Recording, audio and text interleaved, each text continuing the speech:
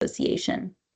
This is the sixth and last in the series of webinars featuring perspectives from diverse experts and visionary leaders who are driving innovation and developing powerful end-use markets in the field of tire recycling. Today's webinar will be a little different as we are not focusing on just one specific market, but rather on a very important tool to grow markets in general. As many of you know, tire recycling is a pillar of sustainability and economic growth. In the US, while tires remain one of the most recycled products in the country, end-of-life generation continues to outpace our current markets. We believe a powerful solution is the expansion of ELT markets, and relevant to today's topic. Funding, especially for market development, which is needed to grow markets. Even where there is an economic benefit to a tire-derived product, there is a cost to educate the marketplace and introduce new and better applications. Expanding markets for recycled tire products not only leads to better ELT management, but also creates substantial economic and environmental benefits, including raw material savings, landfill diversion, and emission savings due to repurposing materials. In this series, we are addressing the benefits of ELT recycling and providing actionable steps and resources. We want to spur action among recyclers, processors, public agencies, public and private institutions, and universities and others across the broader tire value chain, and provide hands-on information to use when applying for grants and advising, advancing ELT management in your own markets. We believe in a powerful solution which is developing tire recycling markets. Welcome to Funding the Circular Economy. If you're in the business of tire recycling, you know that the machinery is expensive, the margins can be tight, and the regulations are complex. But there is capital available, and if you know where to look. Today, we aren't just talking about specific markets, we're talking about grant funding that can be available to help build sustainable markets for rubber modified asphalt, or RMA, as you'll hear in the webinar, tire-derived aggregate, or TDA, and molded products, and others. We have an all-star panel today representing the entire ecosystem. The regulators that give the grants, the consultants that apply for the grants or help apply for grants, and private industry and industry NGOs which utilize the grants. Our panelists include Nick Amante. He's the section manager, Financial Resources Management Branch of CalRecycle, and Nick spoke at the conference, at the CalRecycle conference in 2024, and they will actually be hosting another conference later this summer, a virtual one. Brian Gabario, Solid Waste Administration and Waste Tire Compliance Unit leader from the Colorado Department of Public Health and Environment. And Brian leads the U.S. Scrap Tire Work Group. Bill Hall, Associate Senior Consultant, Resource Recycling Systems, that has worked with us in the past on TRF items. And Stephanie Mull, Executive Director from the Tire Recycling Foundation. I was able to see her build up the TRF. Please note, we plan to address audience questions at the end of the session as time permits.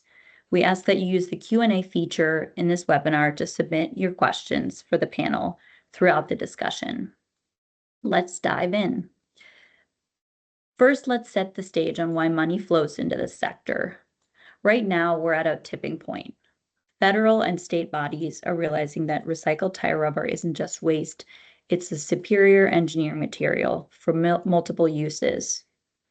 Grants are the bridge. They lower the risk for early adopters like county DOTs to try to rubber modified asphalt. Our goal at USTMA is to ensure these grant programs are fully utilized and they prioritize circularity by keeping the material in use. We're here to talk generally about money available to support tire recycling, but specifically how to deploy that capital effectively. At USTMA, we know that circularity is the goal, but funding is the fuel. Let's look at how this plays out at the state level. We have very different models represented here. I'll turn to you first, Nick. California is arguably the most competitive landscape for grant funding. How is the state's program set up in the ELT space? Hi, yes. I'll start first with our tire market development grant programs here in California. These include the Tire Incentive Program, the Rubberized Pavement Grant Program, and the Tire-derived Aggregate Grant Program. The Tire Incentive Program, also known as TIP, is a competitive market development grant program that provides a reimbursement as an incentive payment to eligible California businesses that use crumb rubber in products or that substitute crumb rubber for a virgin type of material, whether that's rubber, plastic, in products that are sold. Some products currently in the program various. We have $3 million available each fiscal year, and applications typically open around June and are due in August. We have a $25,000 minimum grant award and a $650,000 maximum grant award. Next is our Rubberized Pavement Grant Program. This program provides competitive grants for public works projects that use rubberized asphalt concrete, also known as RAC hot mix, or rubberized chip seal materials derived from only California generated waste tires. The eligible applicants in this program are California cities, counties, special districts, park districts, joint powers authority, and tribal entities. The average allocation is anywhere from 6.3 million to 6.7 million per fiscal year. These applications also open in the summertime, usually around July, and they're due late September. We have 375,000 maximum for an individual, 525,000 maximum for a joint, and 750,000 for qualifying tribal entities. The last market development grant program I'd like to share is the tire-derived aggregate grant program. Tire-derived aggregate, or TDA, grant program provides assistance to civil engineers in the state in solving a variety of engineering challenges. The eligible applicants for this program include California cities and counties, special districts, agencies, and also private for-profit. We have $750,000 available each fiscal year, and these applications will actually open in a couple months here in April, and they are due in July. And we have a $375,000 maximum grant per applicant. In addition to these three market development grant programs, CalRecycle also offers tire cleanup and amnesty grants. These grants are available to local governments and joint power authorities. The Local Government Waste Tire Cleanup Grant, also known as TCU, provides funds directly for the collection, disposing, and recycling of waste tires from tire piles and illegal dumping areas. We have $1.5 million offered every even year, so 2026 and 2028. So these applications are actually tentative to open in a couple of weeks. We have a maximum of $100,000 for individuals and $250,000 for regionals. On the other side, the Local Government Waste Tire Amnesty Grant provides funds to implement convenient tire collection events for the public to bring in waste tires. This is also $1.5 million grant offered every odd year, and that is applicants and $90,000 for the regional applications. The very last program that I just want to quickly highlight is also the Local Government Waste Tire Enforcement Grant. And this grant provides funds to local jurisdictions to continue to support inspection and enforcement of waste tire generators and haulers. And we have $6.25 million offered every fiscal year. With that, back to you, Amelia. Thanks, Nick. That was really insightful. Brian, Colorado had a pivot in the state's grant structure in 2025 when the Senate Bill 24-123 passed, and the Waste Tire Management Enterprise Board in Colorado was formed in 2025. Can you share the background and philosophy of the board through its public-private structure? Yeah. So the board was established by Senate Bill 24-123. The board is made up of 9 members who represent a broad range of expertise in the waste tire industry. This board actually operates outside of our department. Our department provides staffing, we collect funding, we provide advice, and we manage the grant contracts for the board. And so the board wants waste tires transformed into useful products and supports a resilient circular economy for Colorado through strong partnerships and transparent stewardship. The board intends to reach these goals through funding of grant grants for market development, for equipment, research and development, innovative and sustainable uses, marketing waste tire products, and participating in community engagement, especially in rural and underserved areas where waste tires are more of a problem. And so the board actually established their enterprise fee, which is $1.50 on every replacement tire sold in the state. And this started in January. And this fee is going to go towards all their grant programs, as well as cleanups of illegal tire sites, rebates to end users of tire products, and other initiatives that have been laid out by Senate Bill 24-123. And so this board is unique. It's the only board that has these responsibilities in the country. And if we think it's successful, we do believe it could be a model for other states who want to establish a waste tire program. Thanks, Brian. And as a follow-up, can you share why Colorado switched up its model? Yeah, so the department had a market development grant program for several years. The grants initiatives were for research and development, pilot projects for tire-derived products, and third-party testing of tire-derived products. We were also able to fund past waste tire conferences in the state and actually put out educational videos.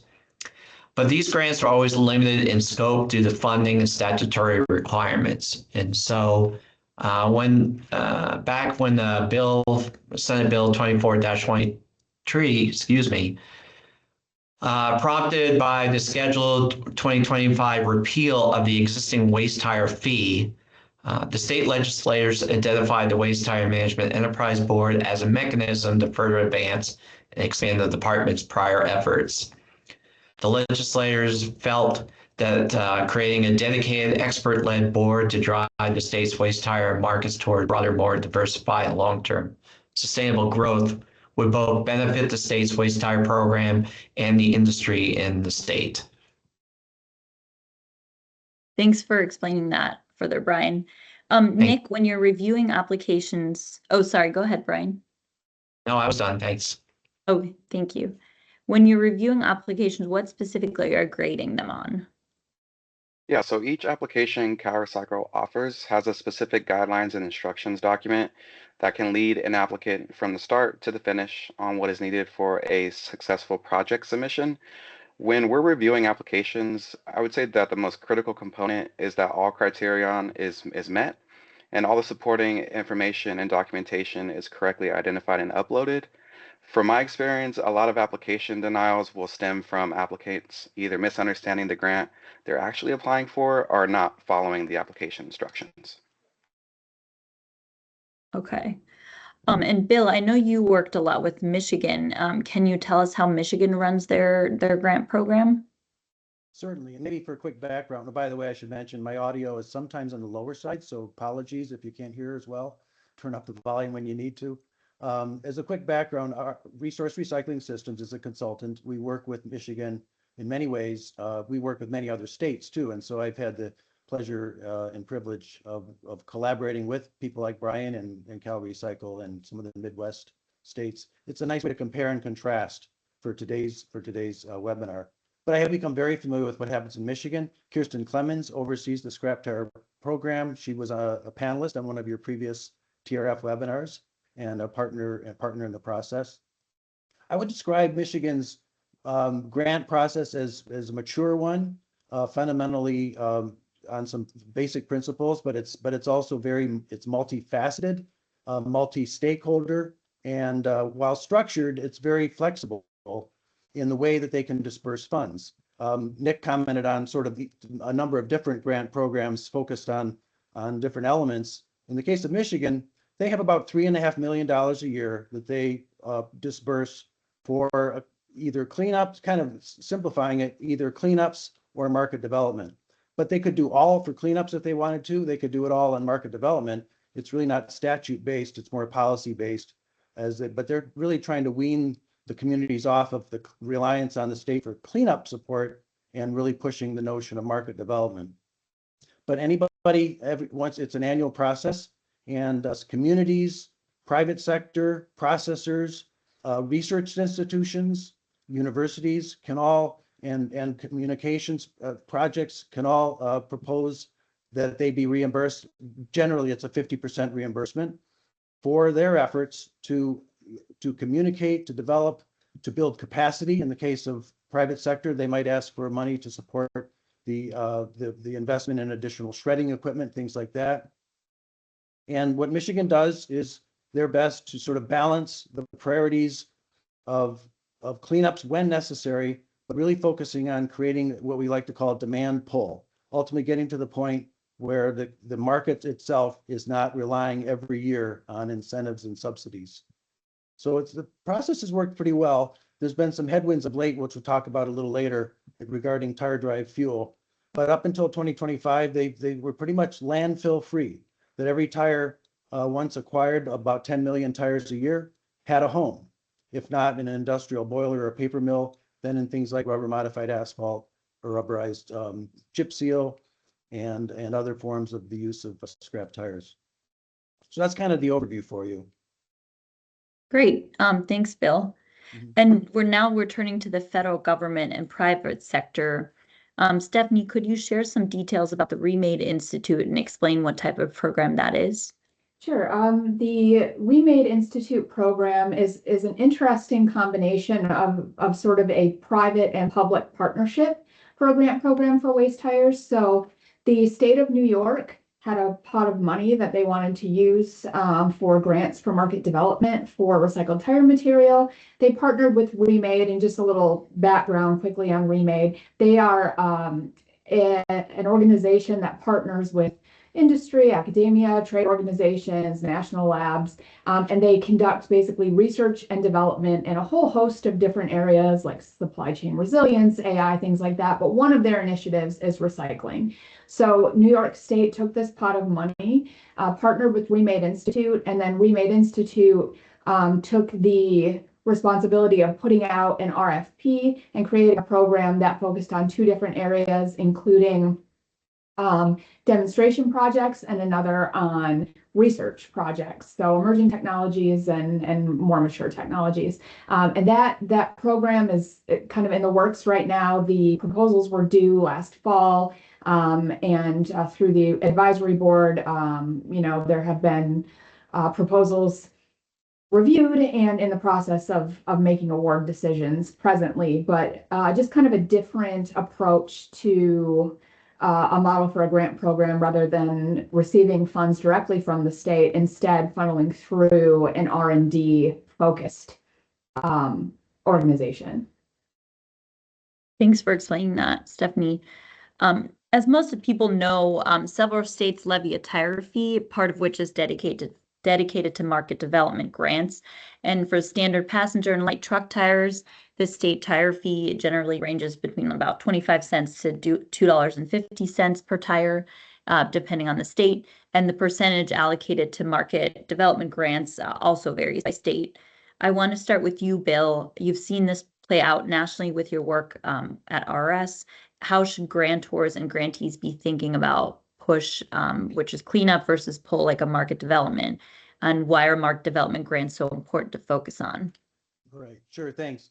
Well, I'll say this a little bit on the cleanup side. It's sort of, I like to view it as you think about when we had a billion tires and stockpiles in the 80s, it was all about cleanup. That's kind of the first level. That's the Maslow hierarchy of scrap tire needs, if you will. So it's not surprising that even today the communities are saying, hey, I need help with cleanup. But it is, as you say, Amelia, it's a push. It's sort of creating an available supply of materials. But unless you have a way to use those materials, you're just creating a problem in moving it to a different region. One plug I'll put in, if communities decide they still need help clean up, what we're really advocating, helping Kirsten and her team in Michigan advocate is communities that feel they need the support. Tell us how you're going to wean yourself off of the reliance of cleanup, first of all. Tell us that you're taking responsibility. Secondly, aggregate, work with your neighbors to create a hub and spoke so that collectors are centrally, sort of centrally located collectors can create an economies of scale. Kirsten sometimes has to, for cleanups today, she has to write refund checks or reimbursement checks, over 100 of them, to these various communities. If we had 10 collectors doing all the work and you paid the service provider instead, it would be much more efficient. So we're trying to encourage those that still feel they need the help, don't treat it as I can just put my hand out every year and get some money. Fund it separately, take ownership, because the importance of the pull, demand pull, is where we are going with true market development, is installing capacity along the supply chain, installing demand among road owners and communities and those that drive on the roads that use rubberized roads and so on. Demand among golf courses that use pour in place rubberized bunkers and all those purposes. There is a benefit. There is a cost benefit in terms of long-term viability. You've talked about it, Amelia and the team, in your previous webinars. But you have to get to scale. And that's where the final element of market development, it's still a push. When you offer a price discount, that's a push. If ultimately you get to a point where the consumer, in other words, the road owner, in case of rubberized roads, says, this is a better product for me. The roads last longer, there's less rutting, there's less cracking, they're quieter, they're safer. And in the case of Michigan, we can kind of boast on behalf of one of the particular counties, Bay County of the 83, they're near the Thumb area. They've achieved the scale economies for rubberized chip seal, thanks to the help of Michigan supporting them with the grant subsidies. Going forward, they've said, we don't need any financial help anymore. We just want to help encourage the service industry, in other words, the material providers and the chip seal contractors, to scale up so that they can support and continue to build upon the economies, the scale economies. So it is working. You got to have the patience. We're seeing 2 or 3 other counties now are becoming, if you will, subsidy free, in terms of them able to, those road owners, to be able to cost justify the use of rubberized pavement processes. But it does take a lot of patience and continual collaboration, and really working the ecosystem of the contractors, the road owners, the service providers. It's an educational issue, and as adoption. And by the way, Department of Transportation, of course, a very important part of the collaboration team. Mm-hmm. Thanks, Bill. Yeah, lots of stakeholders involved for sure, and collaboration. We've seen states build up a market development program who focus on using part of their fee for beneficial use of ELTs in rubber modified asphalt, scrap tires in civil engineering and other applications, and recycling of scrap tires into high value new finished products such as molded products. Stephanie, what other states focus on this? Yeah, so there are quite a few different states that have different grant programs. I won't go into great detail on each of them just for the sake of time, but just kind of high level, a couple of these programs are open currently today. You can fill out an application. A couple of them are expected to open later in the year, and they do all have different technologies that they might be targeting. So, if you need resources after the fact or need us to point you in the right direction, definitely happy to do that. But currently, Kentucky and Tennessee both have programs that are open right now. And then there are other states that have programs we expect to open later this year, like Michigan, Alabama, Ohio, potentially California, South Carolina, Georgia, Nebraska. Lots of different state programs available out there depending on where you are operating. Thanks, Stephanie. We have also heard Kentucky's grant program highlights community projects that promote the use of recycled Kentucky waste tires to support outdoor activities. Projects can include landscape mulch projects, walking trails, pour-in-place playgrounds, sidewalks, and other surfaces, horse trailer or trail mats, stall mats, and tree wells, picnic tables, benches, and more, according to the Commonwealth of Kentucky Energy and Environment Cabinet. Stephanie, can you expand on this a little bit further? Yes, so like you just mentioned, Kentucky's program is going to be more about community project focus. So it's not going to be, your commercial application, infrastructure, modified asphalt, civil engineering type projects. So it's going to be, smaller community-oriented projects. But this application is going to be due on April 1st. So very important that if you have a project that might qualify, that you start working on that application very soon. Great, thanks. And Tennessee has an interesting system, a standard state new tire fee plus auto dealers that participate to fund a market development grant program. This broadens participation and makes ELT management more collaborative across the state. Stephanie, could you describe their model and the grants they use? Sure. So Tennessee is another program that is open right now, and their applications are due April 15th. So also a bit of a sense of urgency around that one if you intend to apply.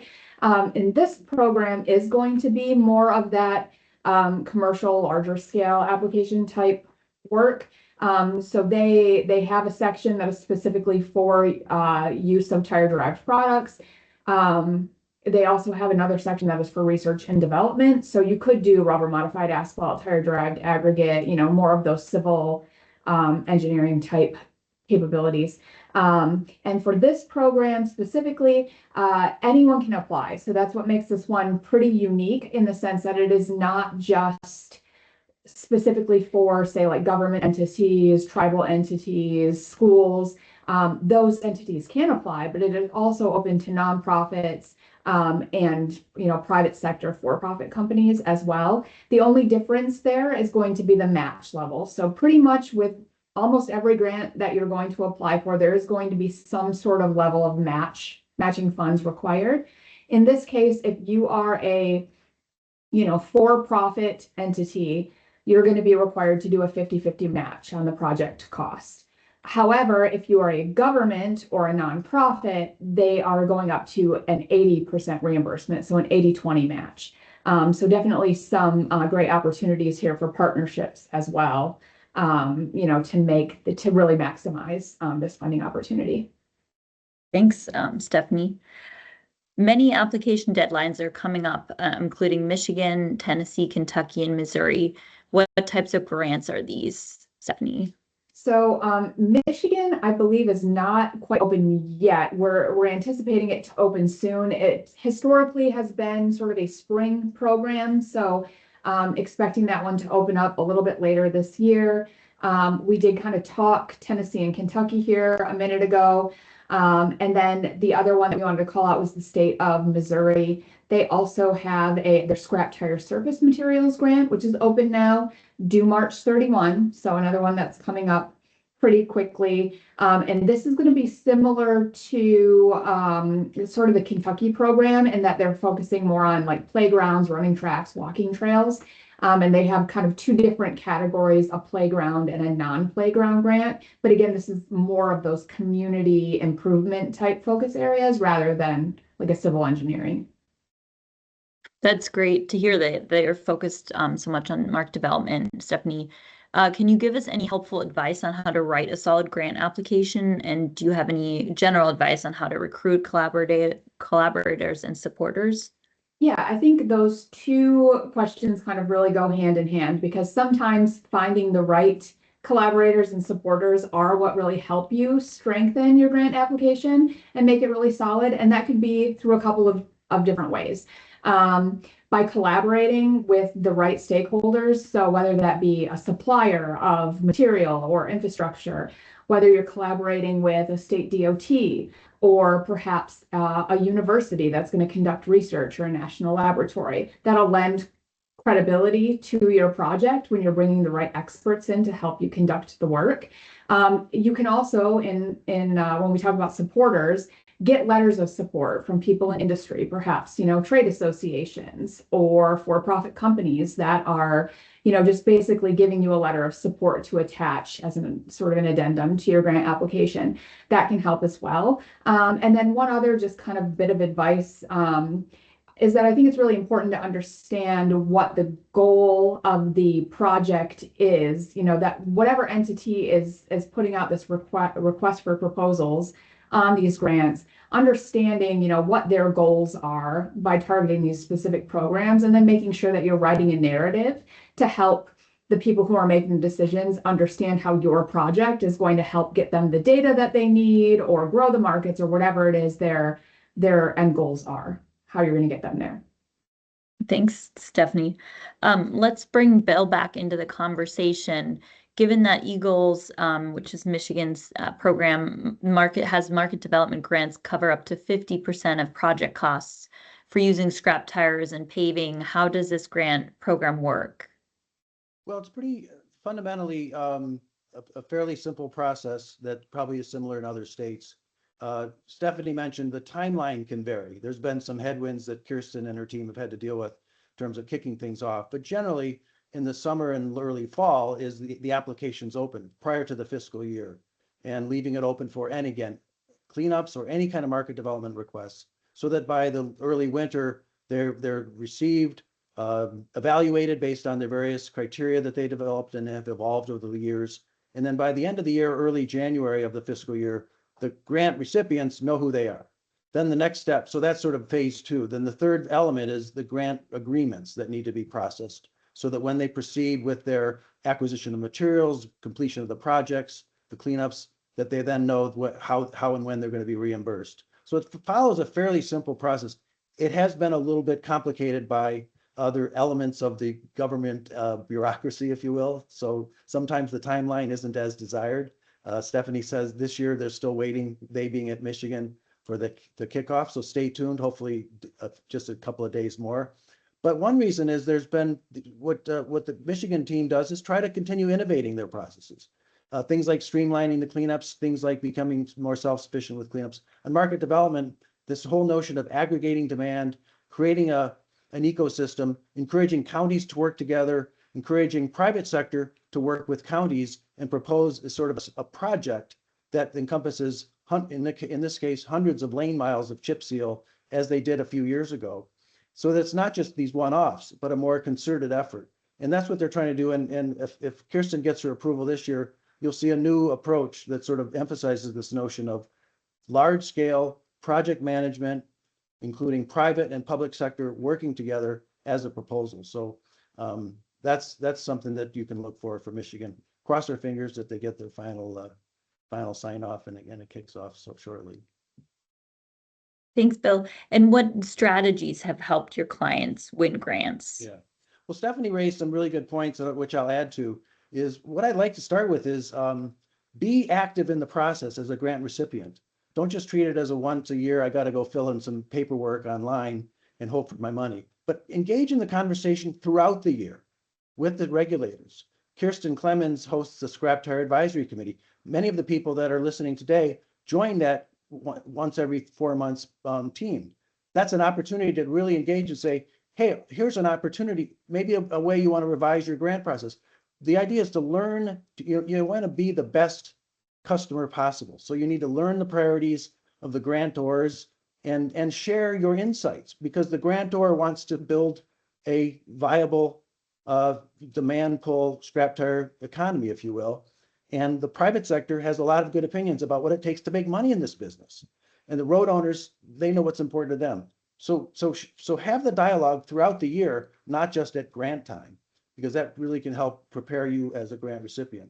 Another thing I'd highlight is it's about impact. What we really are encouraging when a community comes and says, I want, $300,000 to lay down X number of lanes of chip seal, is do the math. How many, what we like to say is the grant dollars per tire used is kind of a great metric. So if I've got two counties, one that says I want to spend 500,000 and I'll use 1,000 tires, and the other one says I will use 1,000,000 tires for that same amount, then that speaks volumes.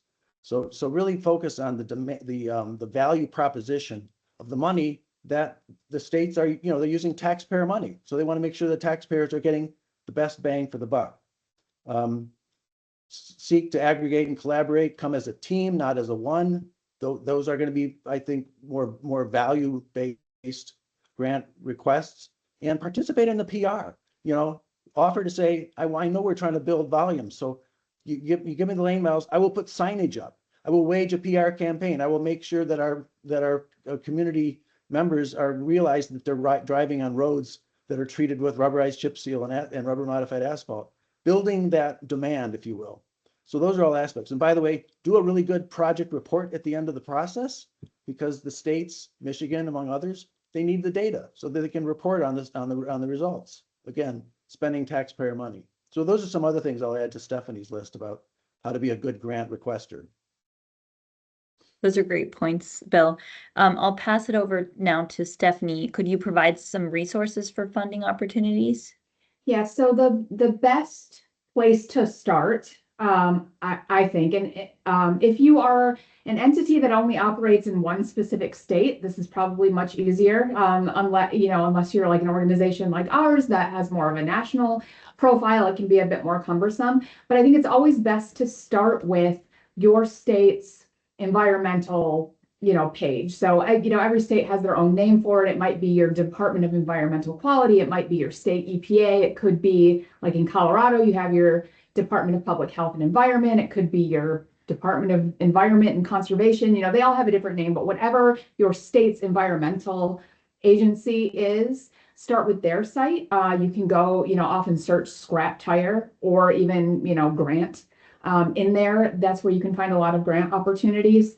Also, your economic development site for your state is a good place to look, especially if you have a project, that could have positive economic outcomes for your state as well. There could be possibility for, some type of infrastructure grant through that channel as well. And then what you can do is, if there are open programs, absolutely apply from there. But, if you go into your state site and you find that there are no programs open currently, chances are you can look at historical grant opportunities that they've had, and you'll get a pretty good idea of when those programs are likely to open up again, because many of these programs are yearly, and they tend to open around the same time every single year. So if you go in there today and you see nothing's open, but they had a grant cycle open last year in August, put a little note on your calendar on August 1st to go back in there and check if it's open again. And then one other bit of information from a state standpoint would be that they also often have like newsletters you can sign up for or alerts you can sign up for. Whereas these funding opportunities become available, you'll just get an email to your inbox that will give you a notice saying, hey, this program is open. So that's another channel as well. And then, as far as federal funding goes, currently the federal landscape is not very robust. But in past years, the federal EPA has had programs that were available for this type of work as well. So that's another thing, maybe instead of going from an environmental standpoint, from a federal lens, you might look at other types of programs that could fall under, again, like an economic development or infrastructure type program, just with a different kind of spin on the project.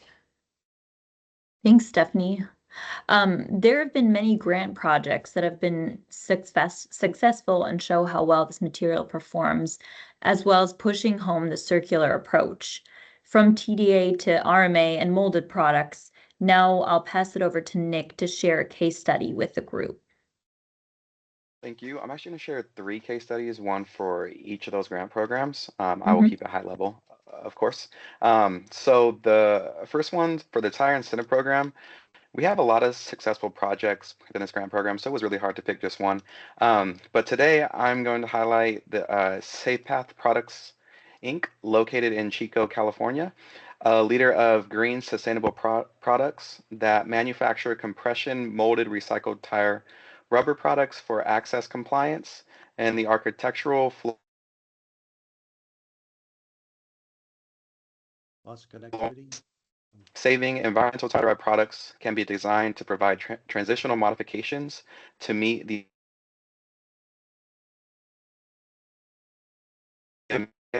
accessibility at different doorways, showers, curbs, sport fields, and raised platforms.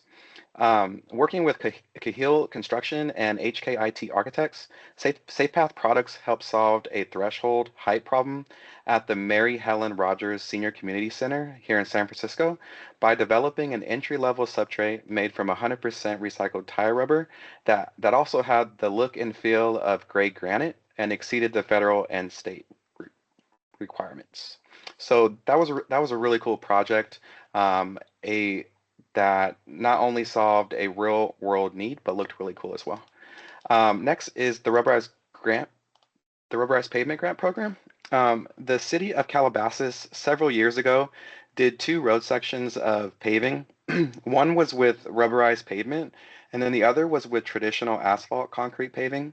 And then after several years, the city took an after photo of the sections showing how the rubberized pavement was holding up with absolutely no cracking, whereas the traditional asphalt concrete had cracking and separation.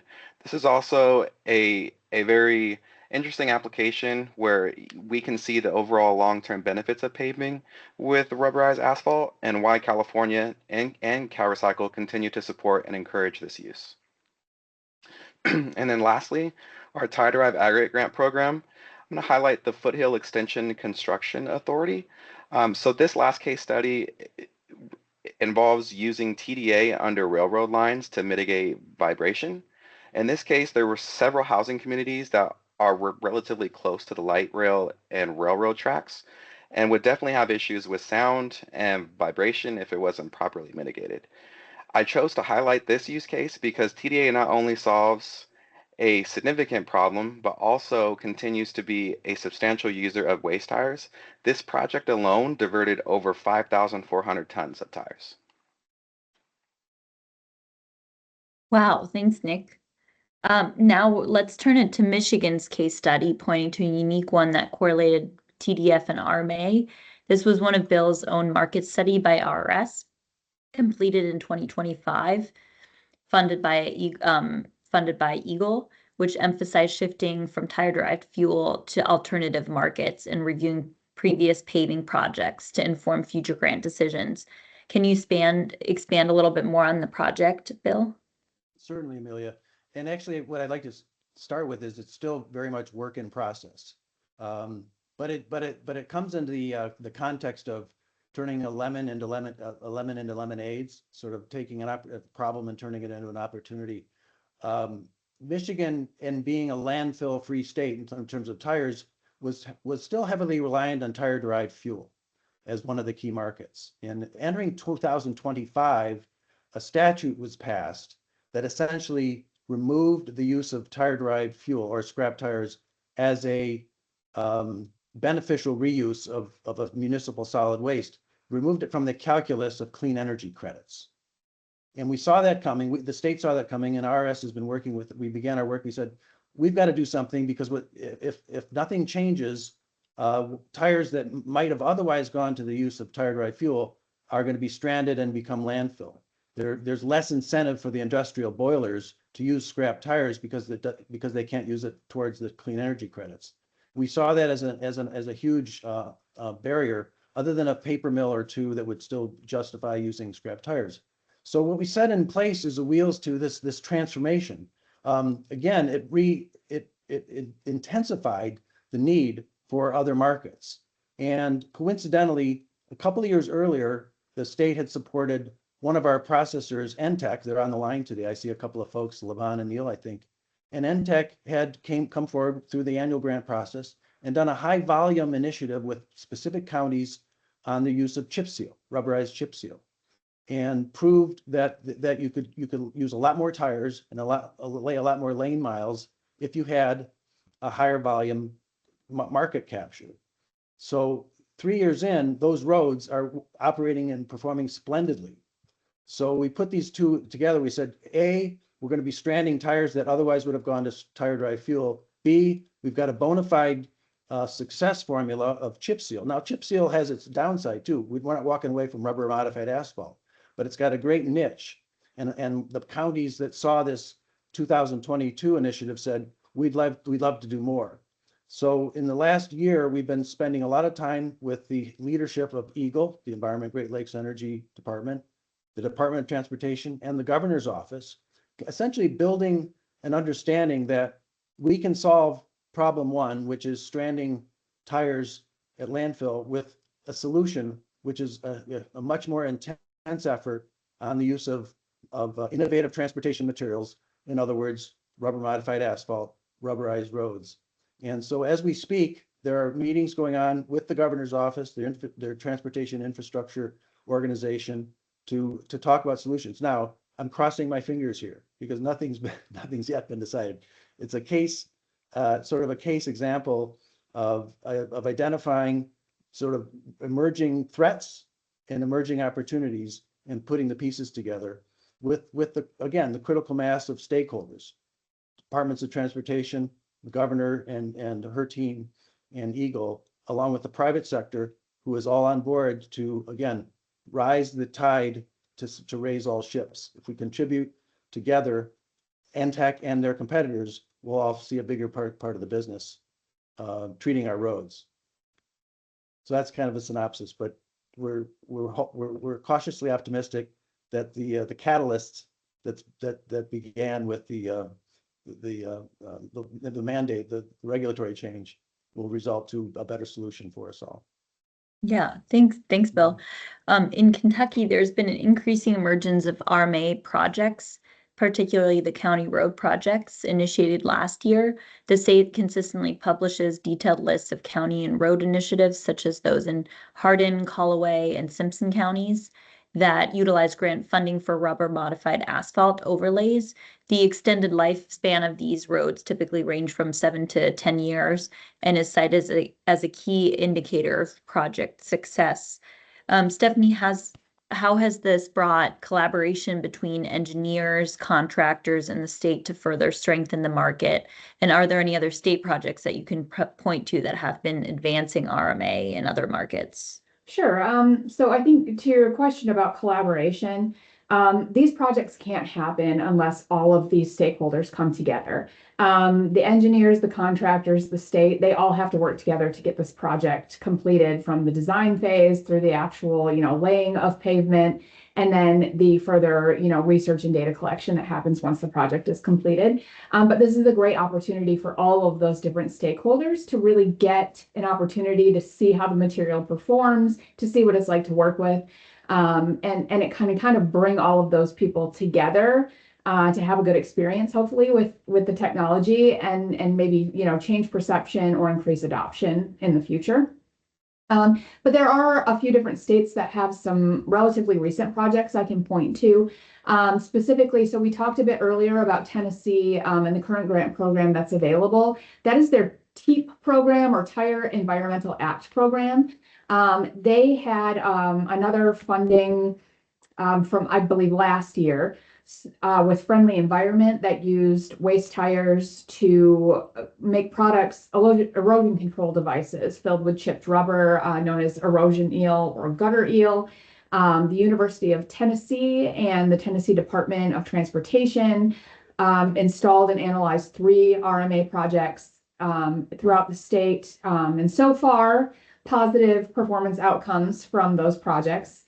And then also there was in the town of Tellico Plains in Tennessee, we also had 53 tons of tires used to make trails or flexi-pave surfaces there. We talked a bit about Michigan a minute ago with the RRS partnership, but they've also done some paving work with RMA in Washtenaw County. They put about $370,000 into that program, as well as a historical paving projects analysis. So going back historically to evaluate long-term performance for historical rubber modified asphalt projects, making, a technical case study to, of the entire infrastructure impact. Alabama, spent about $360,000 to look at a viability study to offset coal in steelmaking, and the state of Ohio also used some funding to do some recycling equipment upgrades as well as part of their market development strategy. So there's a lot of different great things going on in the world of market development all across the U.S. Wow. Thanks, Stephanie. And Brian, collaboration is key for grant applications and project success. What makes an effective partnership? It's really shared goals and outcomes. I mean, private industry secures approval for products that align with its objective to bringing alternative tire products to the market, while also supporting the state goals of market diversification and increase in tire recycling. And so having that shared goals is really important, especially when you're in states like Colorado, which have landfill bans for waste tires. And so we have to find markets and ways to utilize these tires because they really don't have anywhere else to go other than being illegally dumped or going into and increasing inventories around the state. And so I want to highlight just a couple of grants that we've done in the past couple of years that kind of show some of that partnership. One was a company called Hercules who made what's called the Hercules Eco Block, which is an innovative product for stormwater and sediment control for active construction sites. It's a molded product made from waste tires. We funded a study to determine if this erosion control product could perform as well or even better than other erosion control products and try to get that product listed on the Colorado Department of Transportation approved products list. And so this project laid down about 3,000 linear feet of blocks along a project that was being done along Highway I-70 in the Colorado foothills. During the study itself, the product performed best as a replacement for rock socks, around Jersey barriers, runoff control. And after a period of 6 months, the product was found to be cheaper to purchase, install, and to maintain than traditional rock socks, and other products. And so because of this grant, the company actually submitted a form to our Colorado Department of Transportation to try to get it on this approved products list. Right now, we don't have not heard back yet as whether or not it's been approved. But this was a grant that was done relatively small amount of monies, but it could have an impact for the state as far as diversifying our markets. Another project we did was with Pre-Tread. Some of you might know this company. They will be one of the companies that's going to give site tours if you're coming out to Colorado for the Tire Recycling Conference in May. They've developed a sustainable safety barrier made from waste tires. This is a product that's been traditionally made of concrete. So the primary goal of this project was to test a system of 8-foot-long recycled tire safety barriers to meet federal highway regulations on roadway safety standards and to utilize along city streets. So during the testing, the 8-foot barriers were found to be well within the criteria established by the federal government. These values were comparable to other products that are currently on the market. The biggest differential factor between their product and some of the other traditional products was it actually could bring a vehicle to a complete stop if it was hit. Compared to other vehicles that if you hit something like a traditional concrete barrier, it tends to bounce off of it. Whereas for this actual barrier, it actually stops the car from going in further. So it has a level of control. And so the testing went great. There were no changes that were required of the barriers that they tested for. And now these barriers are actually approved to be on roads with speed limits up to 44 miles an hour. And so again, this is something where this company actually has a really good potential to use thousands and thousands of tires in Colorado to make these barriers. And just investing a little bit of money from the state to do this type of testing can go really a long way. And so I would say that for grant programs, you don't have to spend a lot of money to make a difference. Sometimes just doing some small projects like these two in the long run could really have an impact to your state. Thanks, Brian. Stephanie, what are your thoughts on this? Yeah, so whenever you are collaborating with other stakeholders on a grant application, it's really important that you bring these people together early in the process, just to make sure if you have any data that you're gathering or a narrative that needs to have input or, edits made to it, you're giving all of those people plenty of time to look over that information to make sure that you've got alignment. Like Brian mentioned, kind of a common goal you're working toward together, just to make sure that everybody's got time to review, provide input, edits, gain necessary approvals, because it seems sometimes like these grant windows, you've got tons of time to get it done, but it goes by a lot more quickly than you might anticipate. Thanks, Stephanie. Nick, do you have anything to add here? Yeah, I would say from my experience, just to echo a little bit what Stephanie and Brian said, that the partnerships that work best start with clarity. So you set clear roles, clear expectations, and a shared understanding of what you're trying to accomplish. Like Stephanie mentioned, when you're working on tire market development projects, you're usually bringing together public agencies, private partners, contractors, and end users. And from my perspective, the projects that go smoothly are the ones that where everyone is aligned early. And like Stephanie mentioned, even during the application phase. And so that way there aren't any surprises later around compliance or reporting. I would also say that strong communication makes a big difference. Building in regular check-ins and being proactive about any challenges helps keep your projects on track. And ultimately, the strongest partnerships are grounded in mutual benefit. In these programs, that means delivering environmental value, like diverting waste tires and reducing illegal dumping, while also supporting end markets, creating local jobs, and building long-term infrastructure capacity. When partners see both the public benefit and then the long-term economic impact, that work tends to last well beyond the grant itself. Great.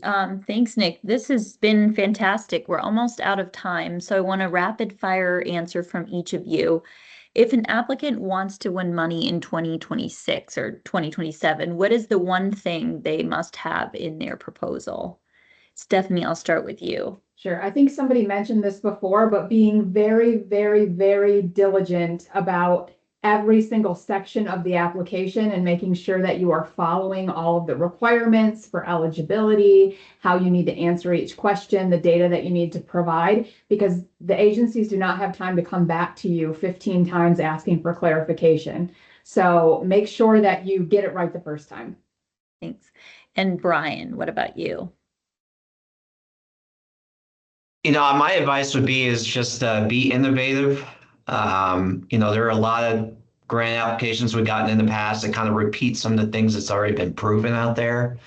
And so a lot of times, in states where you're trying to diversify your markets or increase your markets, there may be just new needs or new uses that have to come out of that. And so don't be afraid to be a little innovative. Don't be afraid to, kind of look at products that are on the market now and try to make them better or use more volume of them. Sometimes you don't have to recreate the wheel in some scenarios. And so a lot of states, we all struggle managing waste tires in our state. Some of the states have a much better handle than others. But at the end of the day, we all faced illegal dumping, and we all have a shared goal of utilizing and recycling as many tires as possible. So when you're thinking about these type of projects, try to look at it in the sense that, well, the state's really looking for volumes, really looking for innovative ways and other ways to kind of diversify with the uses that are going on now. Great. Thank you, Brian. And Nick, you?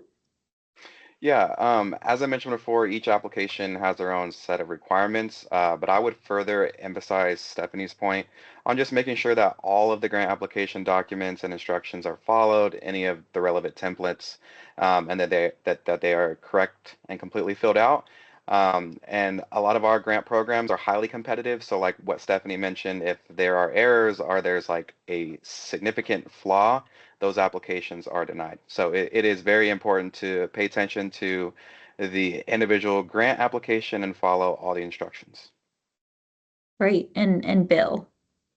Sure, those are all great insights and recommendations. And I'll just add, perhaps at a higher level, at the end of the day, you've got to understand, fill in the details, knowledgeably with facts, understand the grantor's priorities very well, engage in the conversation, be communicative.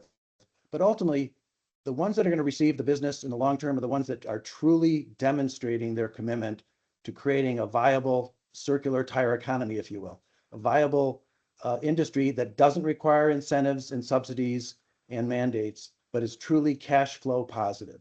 So if you can demonstrate that that's your commitment and that you've developed a roadmap working in the public-private together, you're going to be the winner ultimately in the long run.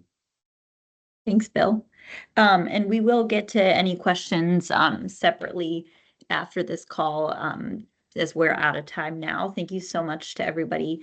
I want to thank our panelists for diving into the specific nuances of the grant world. We've heard that no matter where your particular state might be on its journey to adoption, there's a massive opportunity and incentive to make progress in 2026.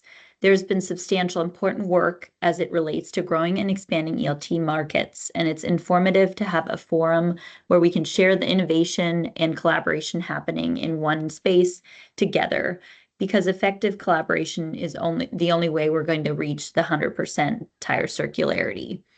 Keep your eyes on your inboxes in the coming days, as we will be sharing a post-webinar toolkit to help equip you even further with data, insights, and tangible steps to expand the markets in your area of influence. A post-webinar survey will be made available and shared here in the chat, and we welcome your valuable feedback. Your input will inform improvements for future webinars and conferences. If any of you, our audience, has specific questions that were not addressed today or are seeking additional expertise, please contact us directly and we'll do our best to connect you with a subject matter expert who can assist you further. Finally, we're very excited about the Tire Recycling Foundation's 10th Tire Recycling Conference, which will be held May 12th to 14th in Denver, Colorado. Registration is now open and registration fees will go up on April 30th, so register today. The conference is an excellent opportunity to engage with our esteemed panelists from today and other webinars and our subject matter experts.